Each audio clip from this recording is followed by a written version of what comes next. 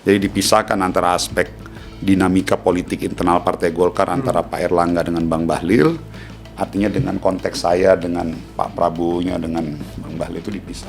Kalau misalnya Anda, saya bercita-cita ingin jadi presiden, oh nggak enak dong saya sama Prabowo. Kan selalu begitu politisi kita. Sehingga kompetisi itu nggak pernah terbuka dan tidak pernah ada orang yang kemudian bisa bercita-cita untuk mengatakan saya jadi presiden. Jadi yang ada pada diri saya sekarang, kalau abang mau tanya jujur, lu mau ngapain man? Ya gue mau jaga ini, jaga kepercayaan simbol ini. Nggak ada lagi, coba. Jadi per hari ini, ya kalau tadi kan ada Mas Anies, mantan ketua BEM UGM gitu ya. Mantan ketua Senat waktu itu. Ya ketua Senat UGM di eranya Mas Anies kan. Tapi yang di era generasi saya ini kan saya. Yang betul-betul akhirnya ditaruh di depan etalase panggung politik nasional hari ini. Dan di belakang saya ini banyak sekali adik-adik kita yang lagi menyaksikan dan melihat seniornya manggung. Jadi kalau saya gagal, saya merontokkan semangat mereka di belakang gitu.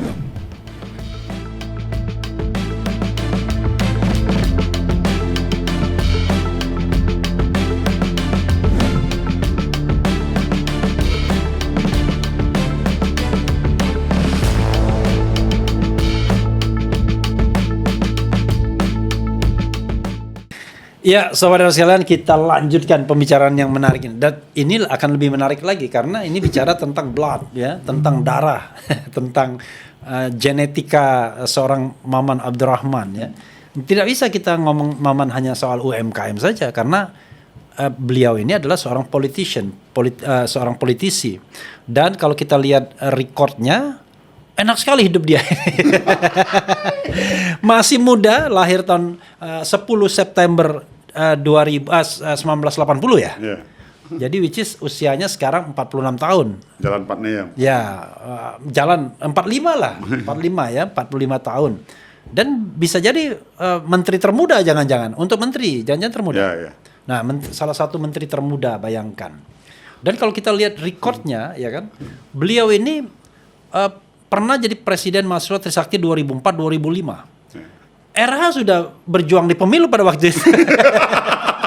Jadi konsultan UNDP gitu-gitu, kemudian mengkampanyekan pemilu yang jujur dan adil dan lain sebagainya. Iya, dengan waktu itu sudah menjadi staf ahli di Mahkamah Konstitusi, kemudian juga di Center for Electoral Reform gitu.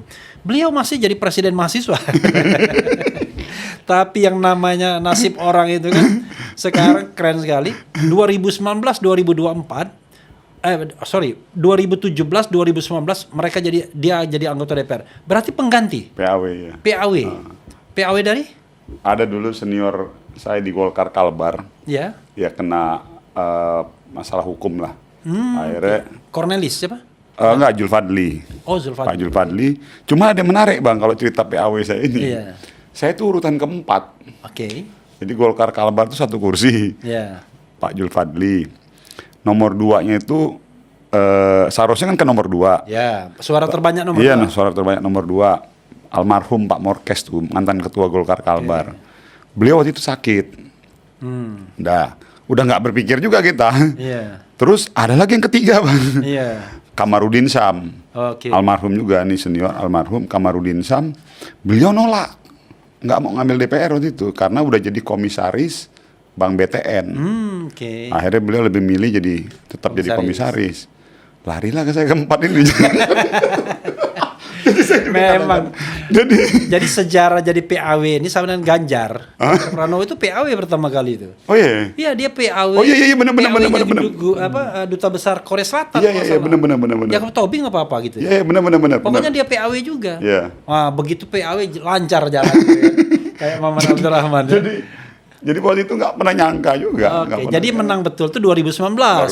Nah, dari DPR saja ketika kalau 2017-2019 wajarlah anggota dianggap anak bawang kan. Tapi di 2019-2024 sudah jadi wakil ketua Komisi 7. Komisi 7 itu apa? Pertambangan? Pertambangan, energi, perindustrian, riset. Komisi mata air kata. Oligarkol Bang, oligarkol. Iya, sesuai dengan latar belakang pendidikan di teknik perminyakan Trisakti.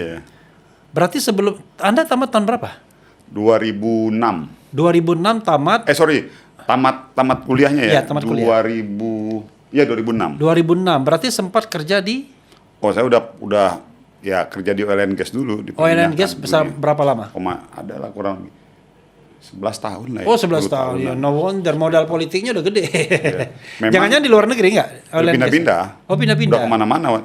Jadi Oke. saya itu Bang dari zaman kuliah memang udah nyambi-nyambi proyek di perminyakan. Oke, ya itu no wonder karena kalau mahasiswa tertentu memang bisa nyambi. Yang nggak bisa nyambi itu mahasiswa hukum.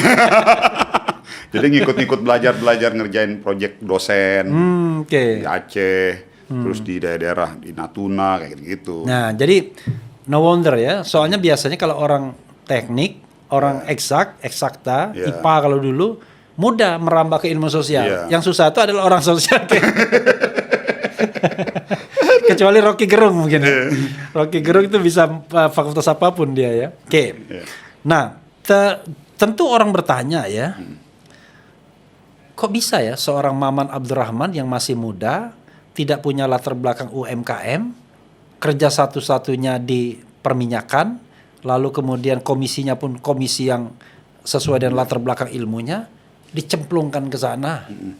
Why? Itu karena Bahlil atau karena Pak Prabowo? Oke, silakan jawab. Ini pertanyaannya. Enggak, pertama Bang, kalau ditanya karena siapa, ya pasti saya harus bilang karena Pak Bahlil dan karena Pak Prabowo. Ya. Oke. Artinya karena kan gini, kalau partai pun mengusulkan tapi Pak Presidennya Nggak mau. tidak berkenan, kan ini kan pembantu beliau kan, itu juga nggak akan terjadi. Begitu juga sebaliknya. Artinya memang saya harus akui bahwa saya akhirnya bisa masuk duduk di pemerintahan ini karena dorongan dari partai dan memang juga disetujui oleh Pak Prabowo, dan Pak Prabowo juga melihat, oh mungkin beliau melihat faktor, kan beliau ini kan suka yang anak muda-muda kan Bang. Ya. Beliau melihat lebih ada prospek progresif mungkin di anak ini. Jadi waktu itu akhirnya saya bisa itu. Nah, cuma memang ada pertanyaan kenapa UMKM kan begitu.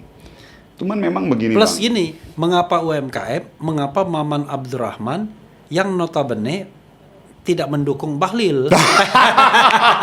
Ada mati. Sekali. Iya kan? Gimana? Nggak gini. Gitu.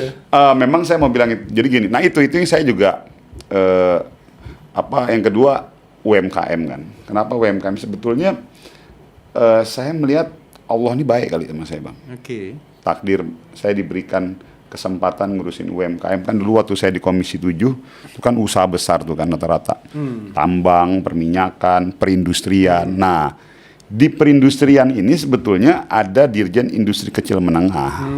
Jadi sebetulnya saya selama 5 tahun tuh kita udah banyak melakukan 5 tahun tuh di komisi itu aja ya? Komisi 7 aja? Saya tuh 2 periode Bang, waktu yang PAW Komisi 7. Komisi 7 juga. 5 tahun kemudian Komisi 7 juga. Jadi saya memang nggak pernah keluar dari komisi itu. Nah, dulu tuh di Kementerian Perindustrian tuh ada Dirjen Industri Kecil Menengah.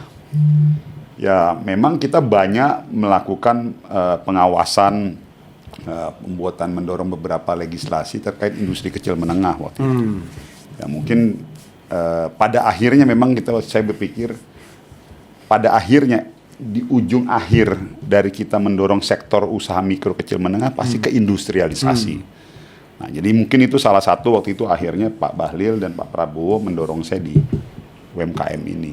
Karena secara prinsip kan sama sebetulnya semua Bang. Karena ini kan bicara tentang entrepreneurship, bicara tentang wirausaha, tentang keusahaan kan sebetulnya ada sama. Nah, yang kedua, tadi Abang ngeri juga pertanyaannya. Begini Bang, itu yang saya harus akui, saya apresiasi juga Bang Bahlil. Saya nggak tahu ya, beliau mungkin lebih melihat lepas lah, beliau udah lepas tuh dari saya ini kan selama 7 tahun saya di DPR kan, 7 tahun, 7 tahun hampir 8 tahun, itu kan saya di eranya Pak Erlangga kan. Oh, Erlangga semua ya? Iya, di Erlangga semua tuh. Jadi beliau yang kasih kesempatan juga ke saya untuk. Jadi waktu itu saya berpikir kayaknya kurang pas secara etika moral kalau saya ujuk-ujuk tiba-tiba, walaupun saya tahu Bang, kekuasaan waktu itu sudah tidak berpihak ke Pak Erlangga.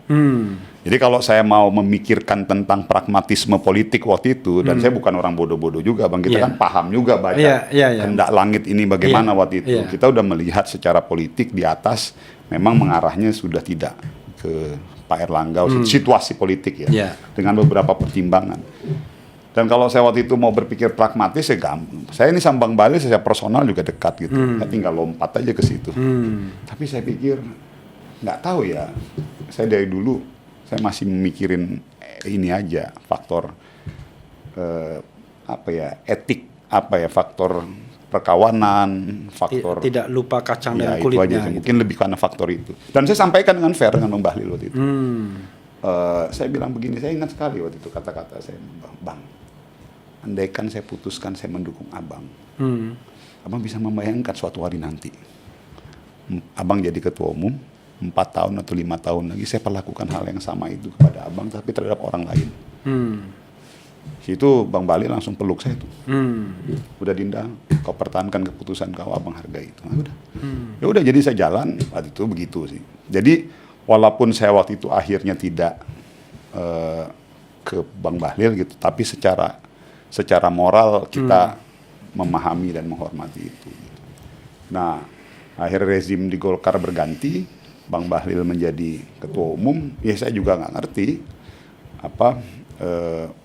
ternyata saya apresiasi juga beliau menyodorkan dan mengusulkan nama saya masuk di. Dan cepat sekali prosesnya kan, pemilihan itu kan di akhir masa pemerintahan Jokowi, pemilihan ketua umum itu.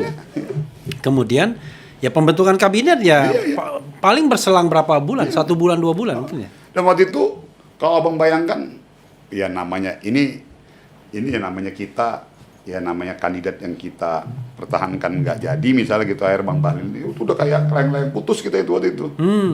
Ya itu, jadi saya pikir itu yang saya apresiasi sama Bang Bahlil ya. Tapi ada tapinya, kan Anda kan ketua pemenangan pemilu pada pemilu 2024 kemarin. Nah itu yang nunjuk Erlangga pastinya. Tapi kan di ujung sebelum pemilu itu sudah Bahlil. Jadi gini, itu gimana transisinya? Jadi mungkin itu juga salah satu pertimbangan. Nanti begini, saya melihat Bang Bahlil dan Pak Prabowo, beliau bisa memisahkan antara aspek politik di Partai Golkar dengan aspek kontribusi pemenangan dan kompetensi diri saya gitu secara personal. Jadi dipisahkan itu, oke lah. Bang Bahlil pernah bilang, walaupun kau mungkin kemarin tidak dukung Abang, tapi dalam konteks kompetensi saya sebagai anak kader muda Partai Golkar dan juga orang yang berkontribusi kemarin, dia menghargai itu. Jadi saya lihat dipisahkan itu aspek itu oleh Bang Bahlil dan Pak Prabowo. Nah, waktu di Pilpres kemarin kan, saya kan sebagai ketua pemenangan pemilu untuk Partai Golkar dalam konteks Pilpresnya tuh. Dalam konteks Pilpres dan konteks Pileg juga enggak? Kalau Pileg saya bareng sama Bang Doli itu ada 2 kan. Jadi kalau Pileg kan udah selesai tuh Bang waktu itu. Iya. Maksudnya gini loh, penentuan anggota legislatif segala macam itu juga di bawah supervisi Bang Doli. Dan konteks Pilpres memang ya. Jadi saya memang waktu itu dalam konteks Pilpres itu betul-betul. Sorry, pemirsa tahu, Bang Doli wakil ketua umum.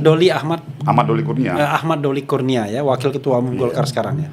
Nah, jadi memang waktu itu saya sebagai ketua Bapilu Partai Golkar di bawah supervisi Bang Doli, kita tugasnya kan 2, memenangkan legislatif, pileg, dan memenangkan pilpres. Nah, pilpres ini kan dalam konteks basis suara Partai Golkar itu harus mendukung Pak Prabowo kan begitu sebetulnya. Nah, yang Abang harus perhatikan gini, ini yang saya juga mau sampaikan. Coba Abang buka aja data, basis suara Partai Golkar selama Golkar mendukung calon presiden, basis suara, hasil dari survei-survei itu nggak pernah lebih dari 55%, Bang. Jadi misalnya basis suara Partai Golkar ada 20 juta, itu maksimal tuh 55% itu basis mengarah ke capres yang didukung. Tapi baru kemarin dalam konteks Pak Prabowo maju, basis suara Partai Golkar yang mendukung Pak Prabowo itu 78%. Basis suara diperkirakan berapa waktu itu basis suaranya? Kita total itu 21 20 jutaan something kalau nggak salah waktu itu. Oke. Suara 23 juta kalau nggak salah saya. Itu prediksi atau apa? Hasil survei. Oh, hasil survei. Hasil survei dari semua lembaga-lembaga survei gitu. Oke. Kan kalau ya Gerindra kan 90%-an tuh 87-an kalau nggak salah, hampir 90%, wajar ya karena itu. Yeah. Nah Golkar itu 78% waktu itu. Oke. Nah mungkin ya artinya saya apresiasinya mungkin akhirnya Pak Bahlil, Bang Bahlil dan Pak Prabowo melihat itu juga sebagai salah satu. Jadi memisahkan gitu loh. Jadi dipisahkan antara aspek dinamika politik internal Partai Golkar antara Pak Erlangga dengan Bang Bahlil, artinya dengan konteks saya dengan Pak Prabowo-nya dengan Bang Bahlil itu dipisah. Jadi barangkali banyak sobat era atau pemirsa yang tidak kenal Anda bagaimana karakternya ya kan. Dari sini ketahuan deh. Kalau beliau ini kualitas tinggi. High quality ya. Nggak. Karena penting juga kadang-kadang kan kalau orang nggak ngerti kan, wah ini karena ikut-ikutan aja dan lain sebagainya kan. Oke. Ya, menarik. mungkin ini karena gini Bang. Ya ini saya juga mau sedikit coba Bang perhatikan karakteristik orang-orang Kalimantan ya. Saya kan memang asli ibu saya kan memang orang Kalimantan. Dayak enggak? Ibu saya Dayak Muslim. Iya. Kalbar Sanggau, bapak saya itu Tarakan. Dayak juga bukan? Enggak, bapak saya Melayu. Muslim. Nah, mertua saya Dayak. Oke, nah jadi memang kita tuh Bang ada kultur di Kalimantan itu ya kalau sudah bagi kita itu bukan urusan menang kalah tuh. Dalam hidup itu urusan tentang konsistensi kita dalam bersikap, konsistensi kita dalam berkawan. Makanya kalau coba Bang perhatikan literatur tokoh-tokoh dari Kalimantan Barat. Contoh kayak Sultan Hamid tuh Bang lihat. Iya, Sultan Hamid II. Sultan Hamid II itu kan juga termasuk tokoh kontroversi itu di dalam sejarah negara kita. Nah mungkin ya saya juga nggak pernah mendesain diri saya seperti ini, ya memang begitu karakteristik kita orang Kalimantan Barat. Ya sudah, kalau memang kita udah di situ ya udahlah. Makanya kalau Abang melihat dalam perhelatan politik nasional baik itu di semua organisasi, tipologi orang Kalimantan Barat itu dia komunal tuh, solid tuh.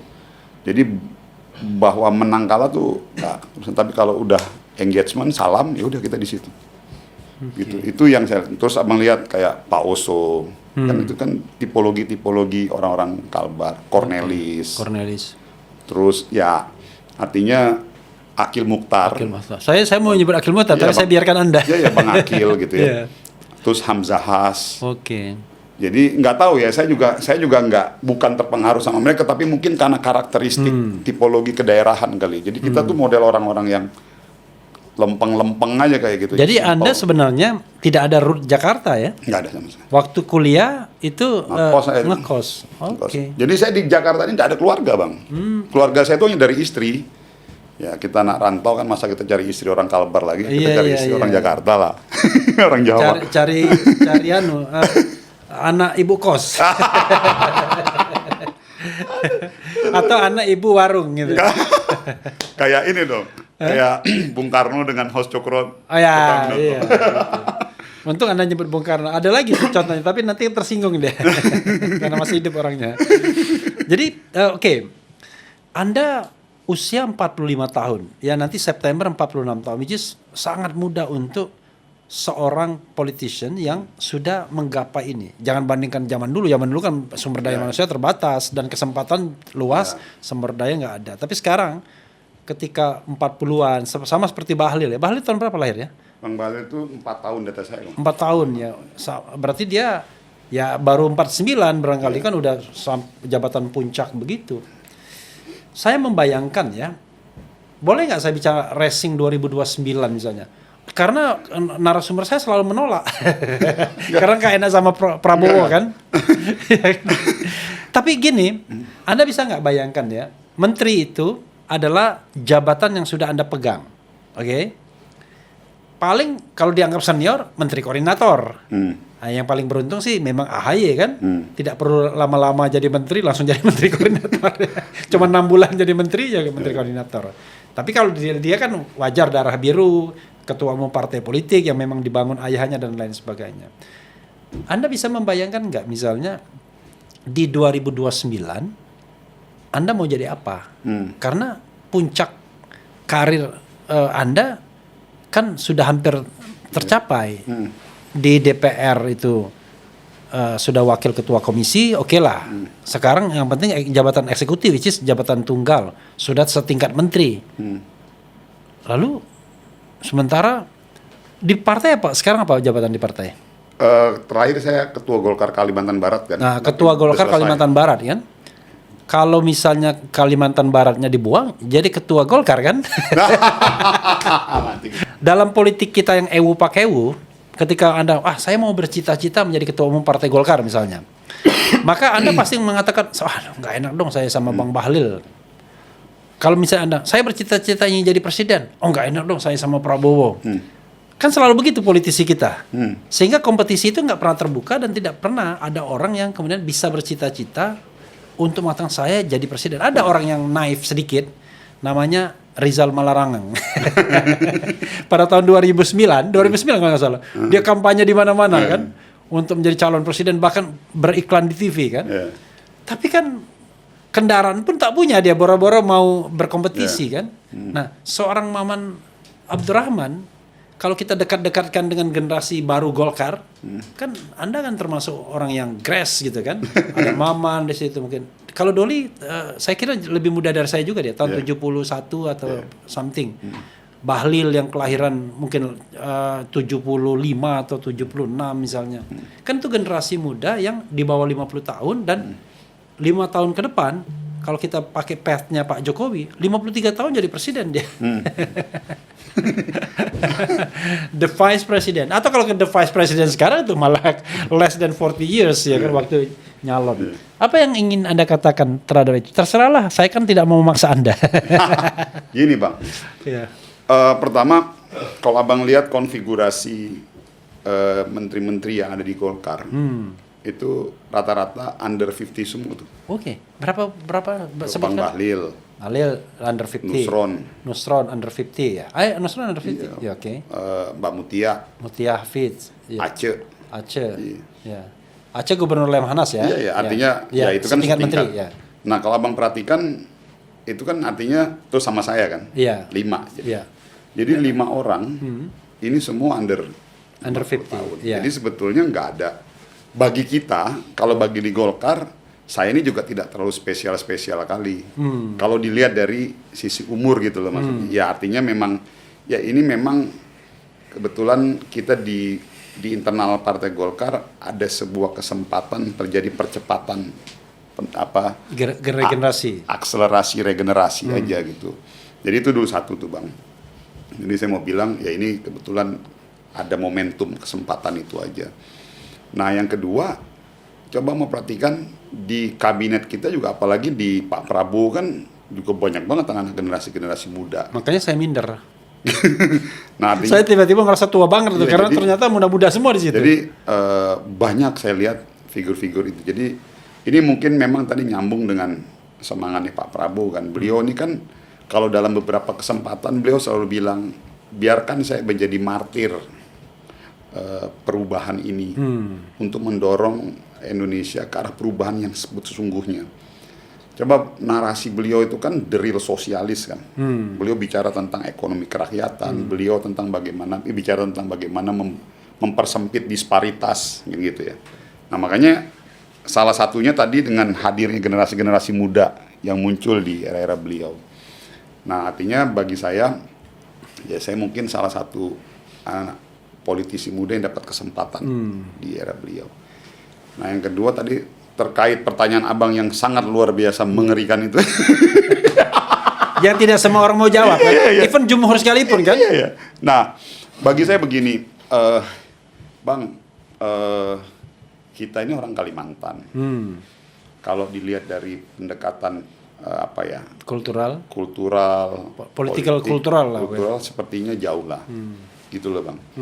Dan yang kedua, saya ini juga dari latar belakang keluarga yang bukan keluarga politik gitu ya. Jadi saya bukan ada orang hebat di belakangnya gitu ya. Enggak, artinya bukan darah biru, bukan apa. Dan bahkan ibu saya itu Bang, waktu tahu saya PAW DPR RI, ibu saya. Saya kan kalau dari keluarga dari ibu kan di Ponti Kalbar itu menengah ke bawah lagi. Iya. Itu sampai ngomong gini, sampai nangis-nangis. Man, betul kak kau ini jadi DPR kak kau ini? Jadi maksud saya dari sisi itu, terus yang kedua saya lagi dilantik jadi menteri. Bagi kita itu bang, bagi saya secara pribadi dan keluarga ini udah pencapaian luar biasa. Jadi yang terjadi sekarang pada diri saya, udah. Bagi saya menikmati kesempatan yang diberikan oleh Allah kepada saya untuk menjadi menteri. Dan saya tidak pernah lagi berpikir untuk apa-apa. Ini kesempatan luar biasa bagi kita pribadi dan keluarga besar saya. Ngomong sambil berkaca-kaca. Enggak, karena gini bang. Memang pada saat orang, ini sekarang udah banyak kali nanya saya kayak begini. Iya. Gitu. Dan saya kembali lagi setiap pertanyaan itu malah saya seneng gitu. Akhirnya gue harus bersyukur dan gue harus ingat bahwa udah ini pencapaian bagi saya ini udah luar biasa bang. Abang tadi bilang kita orang Kalimantan, terus saya bukan siapa-siapa, terus bisa sampai pada titik ini nih. Ini bagi saya udah beyond dari ekspektasi gitu. Tapi begini, bro, saya kan melihat Anda pertama kali kayaknya di ILC ya, Indonesia Lawyers Club. Ketika baru terpilih sebagai anggota DPR yang pengganti kan. Sama seperti juga saya lihat yang di Tanjung Priok itu siapa? Saroni. Di situ munculnya kan, saya lihat, waduh, ini kayaknya luar biasa. Saya lihat, wah, Anda orangnya muda ya, 10 tahun di bawah saya sih kan. Bahkan hampir 11 tahun, 10 tahun setengah. Tapi ngomongnya firm, artikulasinya tegas, jelas itu. Kan modal politik Anda luar biasa sesungguhnya. Jadi saya menganggap ya ini kan it is a matter of time bahwa Anda akan meledak kan, kira-kira begitu. Ya meledak itu kan bisa dilihat dalam 2 pendekatan tuh bang.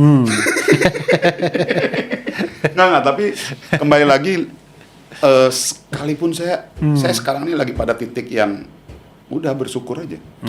Ini ada titik pencapaian yang luar biasa, beyond ekspektasi saya secara pribadi dan keluarga. Bahkan teman-teman saya di dunia di Trisakti pun kan itu aja bagi kita itu yang lama kenal saya tuh dia udah kaget. Jadi semua saya bisa sampai. Kaget kan Anda kan mantan presiden. Ya maksudnya mahasiswa. Ya artinya sama seperti Usman Hamid kan? Iya. Jadi termasuk Bang Usman, termasuk Haris Azhar. Ini kan semua John, Wanda Hamidah, senior saya. Cuma bedanya mereka kan jalurnya beda. Jalur jalanan. Iya, artinya mengambil itu kan gitu. Pilihan kan. Iya. Nah, artinya bagi saya sih kalau tadi kembali lagi ke pertanyaan Abang, bagi saya apa yang sampai pada titik ini, saya menganggap bahwa ini adalah titik pencapaian yang beyond ekspektasi saya. Dan saya syukuri, dan bahkan di satu sisi saya pengen jadikan ini sebagai challenging aja. Karena jarang-jarang ada kita orang Kalimantan Barat dapat kesempatan di kabinet kan. Di Kalimantan Barat kan pasca Pak Oso kan beliau kan cuma di MPR. Yang dapat terakhir kan Pak Hamzahas tuh. Vice President ya kan. Jadi wakil presiden. Nah, kita dapat kesempatan ini, jadi yang terpenting bagi saya cuma satu aja lah. Saya harus ada legacy lah. Jadi pada saat kita aktivis, terus kita orang Kalimantan Barat dikasih kesempatan oleh Pak Prabowo duduk di pemerintahan ini, ya saya harus ada legacy buat di sektor pemerintahan di kementerian saya itu. Saya mau tanya begini. Ada teman saya kuliah S2 di UI jadi menteri, saya tidak sebutkan namanya, merasa capek dan akhirnya entah diganti entah mengundurkan diri, kita nggak tahu, tapi yang jelas kesehatannya tidak terlalu baik. Tapi saya tidak melihat Anda seperti itu. Dia bilang jadi menteri itu capeknya minta ampun, enakan jadi anggota DPR. Anggota DPR jam berapapun kita datang nggak ada yang marah ya kan. Tapi menteri memang nggak ada yang marah, tapi kita harus kasih contoh. Kita nongkrong pagi sampai malam dan lain sebagainya, dan ternyata dia kayaknya tidak bagus. Anda sebenarnya menikmati nggak menjadi menteri UMKM dibandingkan jadi anggota DPR? Kalau dilihat dari apa ya tadi Abang bilang enak nggak enaknya. Kalau dari segi kenikmatan waktu gitu misalnya, memang harus kita akui DPR punya fleksibilitas waktu yang lebih tinggi. Kalau menteri dan tidak jelas pula targetnya, karena targetnya target lembaga kan. Tapi kalau kalau di menteri ini kan kita punya KPI. Kita kalau bicara UMKM ada masalah pasti yang di-pointed oleh orang ditunjuk, kita menterinya. Tetapi ya namanya kayak kita aktivis ini ya bagi kita ini kan kesempatan pengabdian, Bang. Kesempatan perjuangan. Good point. Kesempatan kita untuk membuktikan bahwa pada saat kita diberikan kesempatan ya kita harus mampu membuktikan. Dan Abang harus ingat, Bang, aktivis intrakampus di angkatan saya, murni dari aktivis intrakampus di angkatan saya, hari ini saya yang jadi ditaruh di depan, di etalase di depan. Di belakang saya ini ada adik-adik saya, kawan-kawan saya yang orang-orang berproses di dunia keorganisasian intrakampus. Oh, Anda nggak ini ya, nggak ikut organisasi? Nggak ada. Ya, saya memang di HMI, tapi anggota biasa. Tapi saya jalurnya kan memang di intrakampus gitu. Nah, Abang bisa bayangkan, Bang, beban saya ini besar, Bang. Jadi setiap saya ketemu dengan teman-teman angkatan saya, adik-adik saya, mereka letakkan itu tanggung jawab simbol aktivis intrakampus di badan saya hari ini. Jadi bisa Abang bayangkan kalau saya gagal atau saya terperosok masuk ke dalam jurang, ya mohon maaf jangan sampai ya. Artinya berarti kan saya mendelegitimasi, mendemoralisasi adik-adik di belakang saya. Yang mereka juga punya melihat saya sebagai salah satu simbol itu. Makanya saya selalu berpegangan prinsip bahwa pada saat saya dikasih kesempatan ini, gue harus sukses. Supaya ke depan banyak adik-adik gue juga bisa diberikan kesempatan lebih besar. Kan kesempatan itu dua kan, sebagai eksekutif, sebagai menteri, dan sebagai elit partai kan? Which is partai nomor 2 terbesar. Iya. Artinya maksud saya, jadi yang ada pada diri saya sekarang, kalau Abang mau tanya jujur, lu mau ngapain, Man?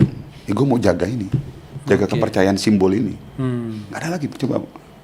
Jadi per hari ini, ya kalau tadi kan ada Mas Anies, mantan ketua BEM UGM gitu ya. Mantan ketua Senat waktu itu. Ya, ketua Senat UGM di eranya Mas Anies kan. Tapi yang di era generasi saya ini kan saya. Yang betul-betul akhirnya ditaruh di depan etalase panggung politik nasional hari ini. Dan di belakang saya ini banyak sekali adik-adik kita yang lagi menyaksikan dan melihat seniornya manggung. Jadi kalau saya gagal, saya merontokkan semangat mereka di belakang gitu, Bang. Jadi nggak sesederhana itu bagi saya ya. Nggak sesederhana lo jadi menteri begini enggak. Jadi bagi saya lebih masuk kepada wilayah itu aja. Jadi bahwa Santi ke depan akan bagaimana ya saya nggak pernah berpikir seperti itu. Yang terpenting ini adalah udah beyond ekspektasi saya. Yang kedua ada tanggung jawab moral saya. Dan saya berharap saya bisa sukses, karena kalau saya sukses akan banyak sekali adik-adik di belakang saya yang bisa melihat, oh ternyata kita punya nih ada abang kita sukses, berhasil begini segala macam, yuk semangat gitu. Kalau dilihat dari generasi ya, kan generasi baru-baru yang tumbuh dari kampus ini, generasi sebelum 98 sedikit kayak Anies itu sebelum 98 sesungguhnya. Generasi 98. Jadi ada Anies, ada Fadlizon gitu ya, ada Budiman Sujatmiko, generasi 98 ketika terjadi pergolakan Usman Hamid ya. Usman Hamid 98. Nah, Anda pasca 98. Pasca 98. Jadi Anda sebenarnya generasi yang lebih baru lagi. Dan saya kira generasi yang terbaru dari kampus ya Anda yang teranyar gitu ya. Belum ada lagi yang lebih baru. Itu udah jadi bahan diskusi dan pembicaraan kita di generasi kita. Artinya teman-teman ya kita bersepakat dengan beberapa teman-teman hampir ada kurang lebih ya sampai sekarang saya masih ngebina hubungan itu, terbangun kesepakatan dan mereka memberikan beban tanggung jawab itu ke saya sekarang. Maksudnya jangan sampai Anda pakai rompi orange gitu ya. Kalau memang kita mau jujur dan bahkan bukan hanya sekedar itu, artinya saya harus mampu. Ada achievement. Jadi kalau cuma sekedar jadi menteri dan lu gitu-gitu doang mau ngapain gitu kata anak-anak. Ya tolonglah ya titipan mereka kepada saya. Ya dalam beberapa kesempatan ngumpul ya lo harus sukses Man supaya di belakang kita ini juga adik-adik kita termotivasi. Legasi apa yang mau diwariskan itu? Pertama Bang, kalau tadi dari segini gini. Rasio kewirausahaan indikator kita secara angka. Angka Bang ya. Itu adalah rasio kewirausahaan. Kita kan targetnya per hari ini di tahun ini sampai 2021 Rasio kewirausahaan kita mau kejar di angka 3,6. Rasio Kewirausahaan. Sekarang berapa rasio? Sekarang di 3,2. 3,2. Saya 3,2. paham rasio. Scale-nya berapa? Macam-macam. Kalau kita pakai indikator di Amerika itu 8. Yang tertinggi? Ya, artinya Amerika di beberapa negara berkembang itu kayak Cina itu 6, 7. Nah, kita masih di situ tuh. Masih di 3 segala macam. Enggak, maksudnya yang the top one itu Anda bilang 3,6 skill-nya dari berapa? Angka 10. Ya memang dari 100 dari 10. Dari 10. Artinya maksud saya gini. Saya mau bilang sama Abang, kita itu sekarang masih di angka 3,26%. Oke. Jadi target kita itu kita mau kejar di angka 3,6%. Oke, dari 100%-nya 10 ya. Iya. Oke. Artinya semakin banyak, semakin tinggi rasio kewirausahaan berarti semakin tinggi entrepreneur, pengusaha-pengusaha di tanah air kita, berarti akan semakin banyak terbuka lapangan pekerjaan kan. Multiplier efek ini kan yang mau kita dapat gitu. Nah, ini yang lagi mau terus saya dorong. Tetapi kalau Abang bilang kan nggak bisa sadet-saknyet kita mau bilang harus begini, kan harus ada pola tuh. Langkah bagaimana ya tadi. Selain yang pertama basis pendataan harus jelas, terintegrasi, pelayanan pemerintah selain meninggikan akses pembiayaan, tetap akses pasarnya. Yang paling terpenting hari ini kalau Abang tanya ke saya, karena itu on hand kita, kalau akses pembiayaan itu nggak terlalu khawatir gitu Bang. Yang paling perlu kita jaga ini akses pasar. Itu yang mungkin yang paling tantangan, challenging. Apa sih Man achievement lo gitu ya? Ini bagaimana bisa membuat pasar kita ini betul-betul menyerap produk dalam negeri kita. Itu legacy yang ingin dikaitkan dengan jabatan sebagai Menteri UMKM. Legacy sebagai politician apa? Ya tadi. Jadi saya sebagai orang Golkar dan saya sebagai orang yang bergerak berproses di dunia aktivis kampus gitu ya, ya saya nggak kepengen ya Abang paham lah, banyak kadang-kadang kita nih politisi, apalagi kayak saya nih umur 45 udah jadi politisi, wah udah jadi menteri kayaknya paten kali gitu ya. Akhirnya kita jadi kufur nikmat, jadi sombong, tegak kepala. Akhirnya lupa bahwa kita punya tanggung jawab moral, tanggung jawab sosial, tanggung jawab nurani, tanggung jawab era gitu. Jadi mengukur pencapaian seorang politisi tidak hanya sekedar dilihat dari posisi apa yang dipegang oleh dia, tapi pada saat dia mampu berkontribusi di dalam proses berjalannya dan bergulirnya pemerintahan, dan dia mampu menjaga semangat kelompok gerbong di era mereka, dan dia bisa menjadi inspirasi. Dan bagi saya itu Bismillah, terdengarnya klasik Bang, terdengarnya klasik, tapi bagi saya ya ini. Dan saya selalu ngomong kok di beberapa titik. Nah kemarin kan 12 Mei, di saat orang Hari Mahasiswa Trisakti, 12 Mei 98, di saat mungkin sebagian besar orang pada saat sudah menjadi pejabat, mereka mungkin enggan berhadapan dengan ribuan mahasiswa Trisakti. Dan saya sampai hari ini, kemarin tanggal 11, kalau di Trisakti itu ada Bang namanya Malam Gelora tuh. Di malam perenungan kumpul tuh semua alumni. Tanggal 12. 11 malam. 11 malam. Kumpul tuh ribuan itu di situ gitu ya. Dan saya masih harus sampaikan, saya ini sekarang yang beda cuma karena jabatannya sebagai menteri, tapi dari sisi idealisme, moral dan nurani jangan pernah ragukan. Nah ini yang mau saya jaga itu aja. Jadi closing statement. Silakan. Ya mungkin penutupnya, Bang Refli, makasih banyak atas kesempatannya. Kembali lagi Bang, kita tetap perlu dikontrol, kita tetap perlu dikritisi, dan insya Allah di era kepemimpinan Pak Prabowo ini kita nggak ada yang anti kritik kok. Nah, namun memang titipan pesan saya, mohon kritikan itu juga proporsional. Artinya dibalik ada mungkin yang perlu dievaluasi, tetap pencapaian-pencapaian itu mohon juga dong kita buka gitu. Dan satu hal, saya nggak perlu lagi cari muka depan Pak Prabowo Bang. Saya mau kasih disclaimer itu dulu, karena saya udah jadi menteri. Tapi saya mau sampaikan semangat, spirit, idealisme beliau sebagai presiden, dan directionnya clear. ke menteri-menteri ini, ke pembantu-pembantu beliau, pro kepada ekonomi kerakyatan, persempit disparitas antara pengusaha besar dan dengan pengusaha menengah, kecil, dan mikro. Dan yang ketiga adalah keadilan sosial dan ekonomi. Itu clear direction dari beliau. Artinya apa? Ke depan, kalau direction presiden sudah clear, tapi di lapangan masih tercarut-marut, berarti pertanggungjawabannya ada di kita. Sebagai pembantu beliau untuk mampu mengeksekusi dan menerjemahkan semangat besar Pak Presiden. Nah, ini yang mungkin dalam kesempatan ini, closing statement, artinya saya mau bilang bahwa ya tugas kita sekarang sebagai pembantu adalah menjalankan, menerjemahkan, dan mengimplementasikan direction Pak Presiden. Yang sangat clear, Bang. Sangat-sangat clear.